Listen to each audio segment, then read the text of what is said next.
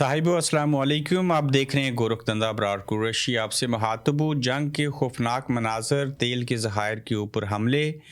जो ममालिक तेल दिया करते थे, अब उन्होंने मुल्क के अंदर 20 लीटर से ज़ायद तेल देने के ऊपर पाबंदी लगा दी और ये नई उन्होंने रेशो जो है उसका इंतखाब किया है कि तेहरान के अंदर जो है इससे ज़्यादा किसी भी शहरी को पेट्रोल नहीं मिलेगा। दूसरी जानिब देखिए, पाकिस्तान के अंदर लाहौर में आयतुल्लाह खमनाई के बैनर्स उठा के इसराइल और अमेरिका के ख़िलाफ़ नारे लगाए गए। ईरान की हमायत में लोग सड़कों के ऊपर निकले और फिर बरतानिया के अंदर इसराइल और अमेरिका के ख़िलाफ़ लोग निकले हैं। ईरान की जंग की उन्होंने मुखालफत की है। और सबसे बड़ी बात कि जिस पाकिस्तान के अंदर मौलाना फजल रहमान और दीगर मजहबी जमातें और उलमा इकराम बाहर एहतजाज के लिए नहीं निकल सकते, वहीं पे इसराइल के अंदर भले थोड़े लोग थे, इसराइली खुद अपनी हुकूमत के ख़िलाफ़ और ईरान के ऊपर जो उन्होंने हमला किया और अमेरिका के ख़िलाफ़ इसराइल के अंदर एहतजाज किया गया और कहा गया कि ऐसे नहीं करना चाहिए। साहिबो, हर मुल्क के अंदर हर मज़हब में दो तरह की सोचों के हामिल लोग जो हैं वो पाए जाते हैं। और हमने देखा कि ये जो यहूदी हैं, इसके अंदर भी एक तबका ऐसा है जो कि इनमें भी फ़िरके हैं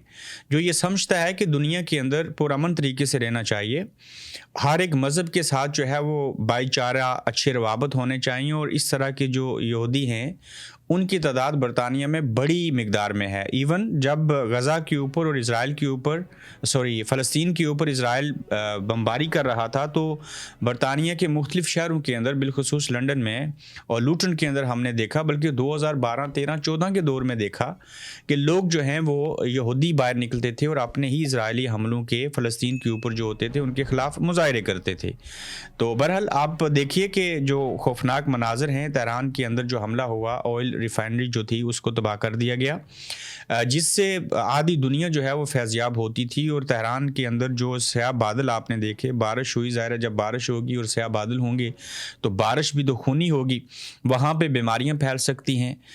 ये ईरान जो चाइना को, दीगर ममालिक को तेल दिया करता था, अब तो ये जो ज़खायर हैं जिसके ऊपर हमला करके तबाह किया गया और ये कहा गया कि इसराइल ने हमला किया, बिल्कुल ऐसे ही है। अमेरिका और इसराइल ने मिल के हमला किया और उसके बाद दुबई ने जो है, यूएई ने भी कहा जा रहा है कि उन्होंने भी हमला किया ईरान के ऊपर। फिर ये सबसे बड़ी चीज़ है कि जहाँ पे ये खौफनाक मनाज़र हैं, बरतानिया और अमेरिका के दरमियान फटा कैसा है। मिडल ईस्ट की जंग जो है, इसमें ज़्यादातर नुकसान जो है इसराइल और अमेरिका से ज़्यादा मुसलमान ममालिक का, ईरान का और दीगर ममालिक का होगा। क्या पाकिस्तान ईरान के ऊपर हमला करेगा, इसके ऊपर भी बातचीत जो है वो हो रही है। तो सबसे पहले हम देख लेते हैं कि जो हमले हुए, जैसे ईरान ने इराक़ के ऊपर हमला किया। इराक़ के ऊपर हमला करने से मुराद ईरान का इराक़ की आवाम के ऊपर हमला नहीं है। इराक़ के अंदर जो अड्डे हैं अमेरिका के, उस जहाँ से वो तेल निकाल के लेके जाते हैं। जब अमेरिका ने इराक़ के अंदर रजीम चेंज किया, सद्दाम हुसैन का तख्त जो था उल्टा, उनको फांसी लगा दी, तो इस वजह से वहाँ पे हमला किया गया। अब जो यूएई का हमला कहा जा रहा है, ये अभी तक कंफर्म नहीं है, लेकिन इसको इजरायली अखबारात जो हैं वो लिख रहे हैं कि यूएई ने जो है वो ईरान के ऊपर हमला किया। अब चूंकि इनको नाकामी हुई है, ये फ़ौजें फिज़िकली भेजना चाह रहे हैं। उसके ऊपर 18 इंटेलिजेंस की जो रिपोर्ट है, उन्होंने मेन अमेरिकन इंटेलिजेंस को बताया कि आप वहाँ पे रजीम चेंज नहीं कर सकेंगे, आप ये जंग जो है वो हार चुके हैं।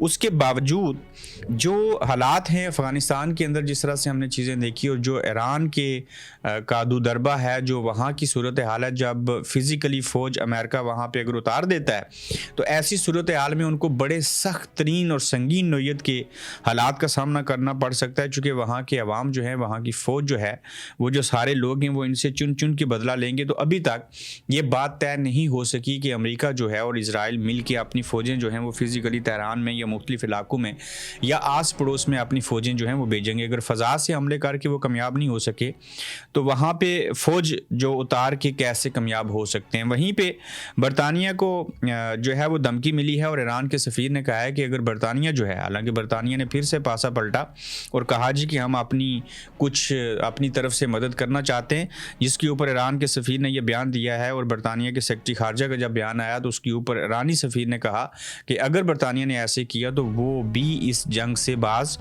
नहीं रह सकेंगी। और बरतानिया کی اور ڈونلڈ ٹرمپ کے درمیان جو ناچاکی ہوئی، جو پھڈا پڑا، وہ اس لیے کہ جب برطانیہ نے کہہ دیا کہ ہم سپورٹ کریں گے، اپنا بیان پھر تیسری مرتبہ واپس لیا، تو اس کے اوپر ڈونلڈ ٹرمپ نے کہا کہ اب ہمیں آپ کی ضرورت نہیں ہے جب ہم جنگ جو ہے وہ جیت چکے ہیں۔ انہوں نے کہا کہ ایک وقت آئے گا کہ ہم آپ کی یہ بات یاد رکھیں گے، کبھی نہیں بھولیں گے۔ تو ایران، اسرائیل اور امریکہ کی جنگ کے دوران جہاں پہ Saudi Arabia, U A E, Qatar, Ukraine یعنی کہ بحرین اور دیگر ممالک جو تھے وہ قطر سمیت ایکسپوز ہوئے، پتہ چلا کون کس کو اڈے دیتا ہے، کیا کرتا ہے، اور یہ بھی پتہ چلا کہ جن ممالک نے، خلیجی ممالک نے جو اڈے ہیں اسرائیل اور امریکہ کو دیے، ایران کے خلاف دیے، وہاں کے بیشتر 80% عوام جو تھے وہ ایران کے ساتھ ان کی ہمدردیاں تھیں۔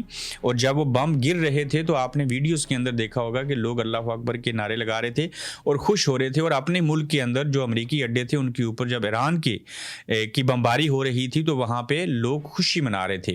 تو اب یہ جو برطانیہ اور امریکہ کے درمیان پھڈا پڑا ہے، یہ بھی اس بات کی غمازی ہے کہ برطانیہ کو پتا تھا کہ جب لوگ گلف کنٹریز کو، جو یو اے ای ہے اور دیگر ممالک کو جہاں ان کی انویسٹمنٹ ہے، ان کو چھوڑ کے ہمارا ملک ان کو سیف لگے گا اور ہم جنگ کا حصہ نہیں بنیں گے تو ہماری اکانومی بہتر ہوگی، ہمارے عوام جو ہیں ہم ان کی سوچوں کے خلاف نہیں جائیں گے۔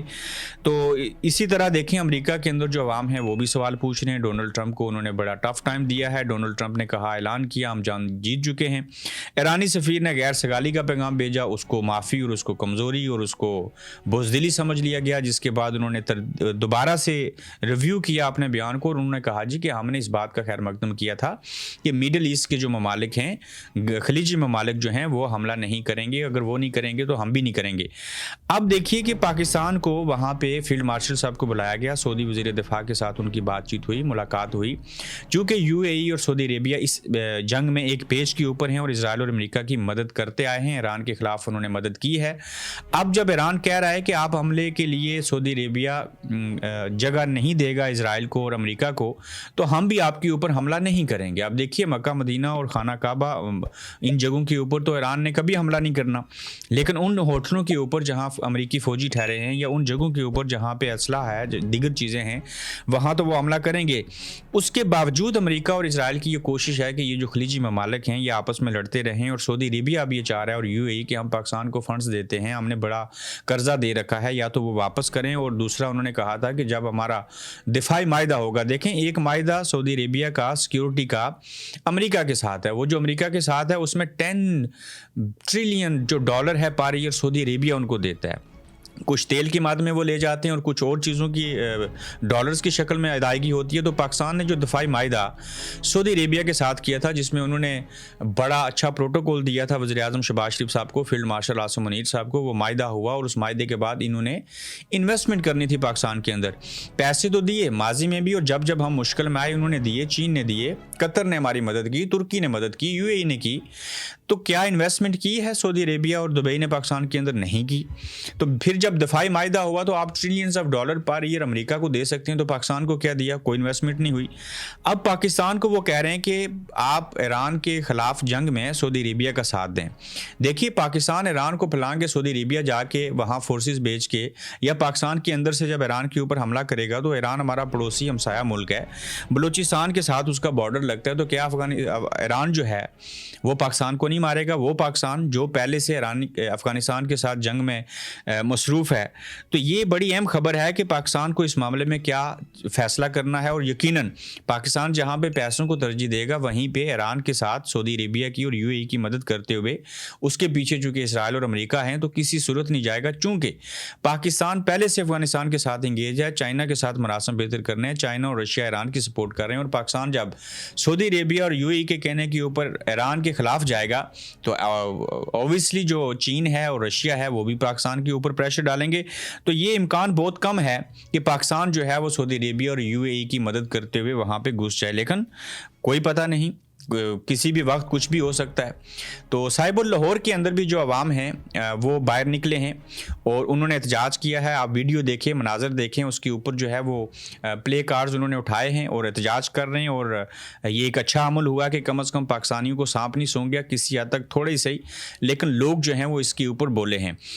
دیگر خبروں کے اوپر بھی میں ایک نظر دوڑا لوں اور آپ کو سارے حالات اور واقعات بیان کرتے ہیں جو اس وقت صورت حال بنی ہے۔ دیکھیے دنیا کے لیے بری خبر کیا ہے کہ امریکہ کی وینزویلا کے خلاف کارروائی اور تیل اپنے زیر کنٹرول لانے کے جنگی اقدام کی اب سمجھ آ رہی ہے، چونکہ پہلے انہوں نے اپنا تیل جو تھا ضرورت کے پیش نظر وینزویلا کے اندر جا کے قبضہ کیا، وہاں کے صدر کو اٹھایا۔ انہیں پتا تھا کہ سعودی عربیہ، ایران، یو اے ای جب یہ آپس میں لڑیں گے یا عراق کے اندر جو ان کا تیل نکالنے کا سسٹم ہے، جہاں بڑی تعداد میں ان کی جو مشنری ہے وہ لگی ہے، اگر وہ تباہ بھی ہو جائے تو ہم جو ہیں وہ اپنا بیک اپ تیار کریں۔ تو انہوں نے وہ بیک اپ تیار کر لیا۔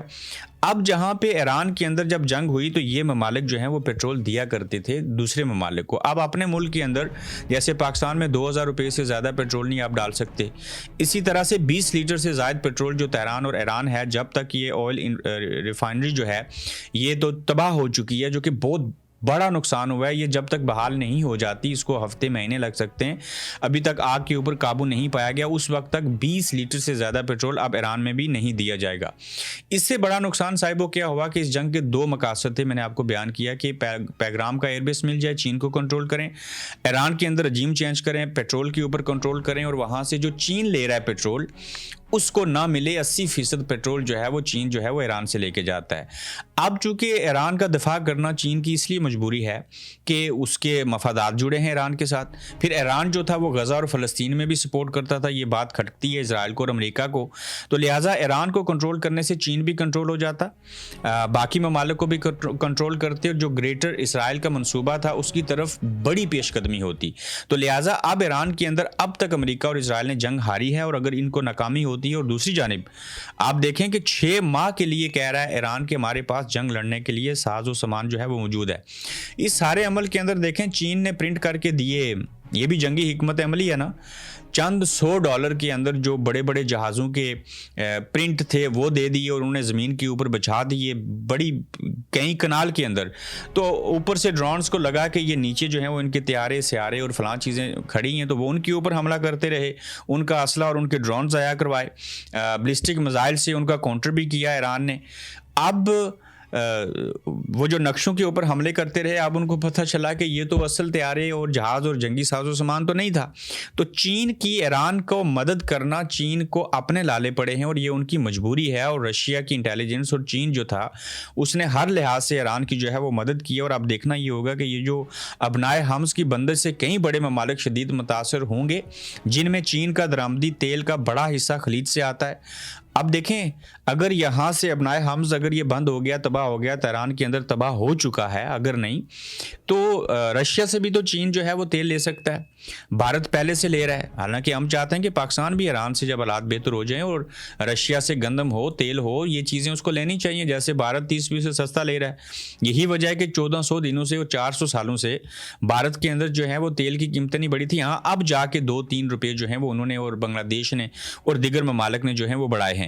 چین کا درآمدی تیل کا بڑا حصہ خلیج سے آتا ہے، ابنائے حمز بند ہونے سے چین کو سب سے بڑا معاشی جو ہے وہ کہتے ہیں کہ جھٹکا لگ سکتا ہے، اور اس سے کیا ہوگا کہ ابنائے حمز بند ہونے سے چین کو سب سے بڑا معاشی جھٹکا لگ سکتا ہے، اور بھارت اپنی ضرورت کا تقریباً 80% تیل درآمد کرتا ہے، اور زیادہ تیل خلیجی ممالک سے آتا ہے۔ جاپان پورا تیل باہر سے خریدتا ہے، خاص طور پر خلیج سے۔ پاکستان اور جنوبی کوریا کا انحصار بھی بڑی حد تک اسی تیل کے اوپر ہوتا ہے، انہی ممالک کے اوپر ہوتا ہے۔ چین، بھارت، جاپان، جنوبی کوریا جیسے بڑے صنعتی ممالک کو زیادہ معاشی نقصان اس لیے ہوگا کہ ان کی صنعتیں بہت زیادہ تر جو ہیں وہ تیل استعمال کرتی ہیں۔ تہران کا جو خوفناک منظر ہے، تہران میں جلے ہوئے تیل نے آسمان ڈھانپ دیا، ریڈ کریسنٹ نے وارننگ جو ہے وہ جاری کر دی ہے، بارش سے بیماریاں اور ہلاکتیں واقع ہو سکتی ہیں، پھیپھڑوں کی سانس کی بیماری شروع ہو سکتی ہے۔ تہران نے میونسپلٹی نے، شاید میں اس کو صحیح پروناؤنس نہیں کر رہا، شہریوں کو کہا ہے کہ وہ بلا ضرورت گھروں سے باہر مت نکلیں اور اپنے دروازے اور کھڑکیاں بند رکھیں۔ باہر دھواں ہو، آپ گھر کے دروازے اور کھڑکیاں بند کر کے گھر کے اندر ہوں تو آپ ذرا امیجن کیجئے کہ آپ کے اوپر کیا گزرے گی۔ عوام پر کیسا ظلم جاری ہے کہ مروجہ قوانین کے مطابق سپریم کورٹ کے جج کو ماہانہ 600 لیٹر اور ہائی کورٹ کے جج کو 500 لیٹر پیٹرول پاکستان میں فراہم کیا جاتا ہے، یہاں تک کہ ریٹائرمنٹ کے بعد بھی مراد کا ایک حصہ تاحیات برقرار رہتا ہے۔ کیا معاشی بحران میں ان مراد پر نظر ثانی نہیں ہونی چاہیے؟ کیا یہ وقت کی ضرورت نہیں ہے؟ سیاسی اور انتظامی عہدیدار، وفاقی اور صوبائی وزراء اور قائمہ کمیٹیوں کے سربراہان کو 300 से 600 लीटर तक माहाना पेट्रोल का कोटा मैसर है। इसके अलावा सरकारी दौरों और प्रोटोकॉल के नाम पर खर्च होने वाला ईंधन अलग बोझ है। अफसरशाही ब्यूरोक्रेसी ग्रेड 21 और 22 के आला अफसरान को उनके ओहदों के मुताबिक 200 से 500 लीटर माहाना पेट्रोल की सहूलत हासिल है। क्या मौजूदा माशी हालात में ये शाहाना अखराजात हमारा ख़जाना बर्दाश्त कर सकता है? जब आपने अवाम के ऊपर 321 का पेट्रोल और डीजल कर दिया, 55 रुपये जो थे वो बढ़ा दिए, और अब कहा यह जा रहा है कि मजीद पाकिस्तान जो है वो पेट्रोल की कीमतों में इजाफा करेगा। आम आदमी पेट्रोल के लिए हर लीटर पर 100 रुपये से ज़ायद टैक्स और लेवी दे रहा है। तो क्या हुक्मरान तबके ने अपनी मराहत में 1 रुपये की भी रजाकाराना तौर के ऊपर कटौती की? 123 रुपये लेवी और ये टैक्स देते हैं पर लीटर के ऊपर पाकिस्तानी। और अब देखें, एक बंदा सियालकोट के अंदर मर गया। अब ये विजुअल्स देखिए, लोग रोज़ा रख के कतारों में लग के जब अदम में बर्दाश्त ख़त्म हो जाए तो लोग आपस में लड़ते हैं। तो लग्जरी गाड़ियों को काफ़िले बंद होने चाहिए रज़ाकाराना तौर के ऊपर। जब मैशत आपकी वेंटिलेटर के ऊपर हो, तो जो हुक्मरान है तबका है, जो ब्यूरोक्रेसी है, जिसको 200 से 500 या 600 लीटर माहाना पेट्रोल फ्री मिलता है, उन्हें कम करना चाहिए। लेकिन अवाम ने इसके ऊपर चुप साध ली है। पेट्रोल पंप पर पहले 24 घंटे में ही वावेला होना था, वो हो गया। हुकूमतों को भी अच्छी तरह मालूम है कि आजकल का एहतजाज सोशल मीडिया पर होता है, और यहाँ बड़े से बड़े मुद्दे की उम्र 24 घंटे से ज़्यादा नहीं होती। लोग नई डाइवर्शन के ऊपर लग जाते हैं। यानी कि पहले आप ट्रक की बत्ती के पीछे लगते थे, फिर जहाज़ की बत्ती के पीछे लगे, आप पेट्रोल की बत्ती के पीछे लगे, फिर आप रोटी की बत्ती के पीछे लग जाएंगे, फिर आप वोट की बत्ती के पीछे लग जाएंगे, कभी एहतजाज की बत्ती के पीछे लग जाएंगे। तो ये पाकिस्तानी कौम का अलमिया है कि ये अक्सर और बेशतर जो है वो भूल जाते हैं। लोग अपनी बड़ास निकाल कर बोर हो जाते हैं। वैसे भी 24 घंटे बाद नया कट्टा खुल जाना है। अवाम भी मौजू में दिलचस्पी बरकरार नहीं रख पाते, क्योंकि अटेंशन सीकर हैं, और टिक टॉक और रील्स जितना एहतजाज जो है वो हमारा बाकी रह गया है। सो इस दौर में हर अहम मुद्दा बोरियत में ढल जाता है। 100 प्याज के बाद 100 छितर भी अवाम ने खाने होते हैं। हुकूमतें इस डिजिटल एहतजाज की उम्र को जानती हैं, उन्होंने इसके ऊपर PhD कर रखी है। खैर, तैयार रहो, पेट्रोल आने वाले दिनों में मजीद बढ़ेगा, बिजली के नर्ख भी बढ़ेंगे, बुनियादी अशियाए खुद नोश भी मजीद बढ़ेंगी। इस ईद पर आपके दोनों गाल लालो लाल होंगे। लेकिन मैं यहाँ ये बिल्कुल नहीं कह रहा, ये एक बड़ी अच्छी तहरीर लिखी किसी ने, कि अवाम टिकटॉक और रील्स पर तवज्जो ना दे, बल्कि अपने हालात और मफादात के तहफ़्फ़ुज़ पर तवज्जो मरकूज़ करे। वो आप जारी रखें। आखिर तक टूट कर इंसान ने इंटरटेनमेंट भी तो लेना होती है, लेकिन हमारे मुल्क में कौन सी इंटरटेनमेंट, किस तरह की सूरत हाल, जब आपको पेट्रोल ना मिले, जब आपको रोटी ना मिल सके, जब आपको रोज़गार ना मिले, जब आपके मुल्क के अंदर जो है वो महंगाई इस लेवल पे चली जाए। दूसरी जानिब देखिए, सहाफ़ी के सवाल पर दौलताना का जवाब। पंजाब 1 खरब से ज़ायद का कर्जा है पंजाब पर, और बढ़ता जा रहा है। और दूसरी वज़ीर आला साहिबा का अरबों का जहाज़ है, और उसके ऊपर माहाना करोड़ों रुपए पायलट को तनख्वाह देनी है। सहाफ़ी ने सवाल किया तो वज़ीर आला मरियम नवाज़ जो काम कर रही हैं, जवाब ये दिया कि वो आपको नज़र नहीं आ रहा। जो वो काम कर रही हैं, जहाज़ की तो वैल्यू तो उसकी रत्ती बराबर भी नहीं है। जहाज़ तो आते जाते रहते हैं, लेकिन जो उन्होंने काम किया है वो रहता है। तमीना दुल्ताना ने सहाफ़ी को ये जवाब दिया। और एक और ख़ातून है, उन्होंने जवाब दिया कि आप शुक्र करें, हमने 110 रुपये पेट्रोल बढ़ाना था, अभी हमने 55 रुपये जो है वो पेट्रोल बढ़ाया। साहिबुल लाहौर से खैर की खबर यह है कि एक मुद्दत के बाद रज़ाकारों की जानिब से चंद अफराद ने लाहौर की सड़कों पर एहतजाज किया। इस एहतजाज के दौरान मरीम नवाज, शहबाज शरीफ, नवाज शरीफ, आसिफ अली ज़रदारी, बिलावल भुट्टो, नेतन्याहू और डोनाल्ड ट्रंप की मुश्तरका तस्वीर को नज़र आतिश किया गया, और मुज़ाहिरीन ने अमरीका का जो यार है गद्दार है कि नारे बुलंद किए। लोगों, याद रखो, इज़्ज़त के साथ ज़िंदगी सिर्फ गुजारनी है तो इन फ़रोनों के ख़िलाफ़ आवाज़ बुलंद करना होगी। ये लोग जो हैं वो बातें बयान कर रहे हैं। ये था आज का गोरखधंधा। अपना ख्याल रखिएगा, तो कल इंशाल्लाह आपसे फिर मिलेंगे। आप देख रहे हैं गोरखधंधा अब्रार कुरैशी के साथ।